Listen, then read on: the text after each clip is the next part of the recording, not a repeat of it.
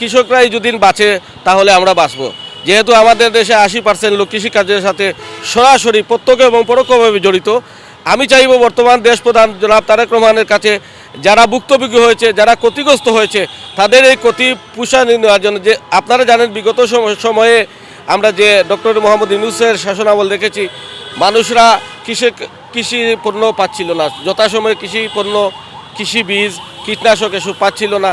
তারপরে অনেক গরিব মানুষ, অভাবী মানুষ সেই সারের টাকা কষ্ট করে জোগাড় করেছে, হাওলাত এনেছে, ঋণ এনেছে, কৃষি পণ্য ঋণ এনেছে, এসব তাদের অনেক ঘাটতি রয়ে গেছে। আমি চাইব বিত্তবান ব্যক্তিবর্গরা এগিয়ে আসুক সরকারের পাশাপাশি। তা একটা প্রবাদ আছে, দোষে মিলে করি কাজ, হারি জিতি নাহি লাজ।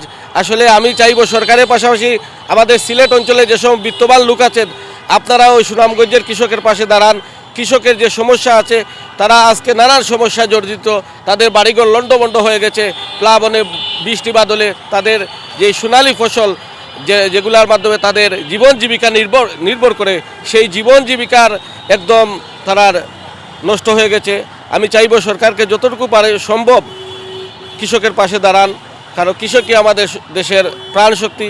কৃষি বাঁচলে আমরা বাঁচব, কারণ কৃষি যদি না বাঁচে তাহলে আমরা এই বিশাল জনসমষ্টি বাংলাদেশের প্রায় 18-20 কোটি লোক, এই লোকের খাবার যোগান করতে হিমশিম খেতে হবে, যার সিংহভাগ আসে আমাদের সিলেটের, বিশেষ করে হবিগঞ্জ, ময়মনসিংহ এবং বিশেষ করে সুনামগঞ্জ এরিয়া থেকে সেই কৃষিপণ্য আসে।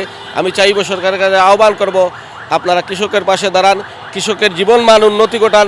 কৃষকের যদি জীবনমান উন্নতি হয় তাহলে দেশের সমৃদ্ধি, দেশের উন্নয়ন, দেশের কাঙ্ক্ষিত যে লক্ষ্যমাত্রা সেটি সঠিকভাবে আদায় হবে বলে আমি মনে করছি।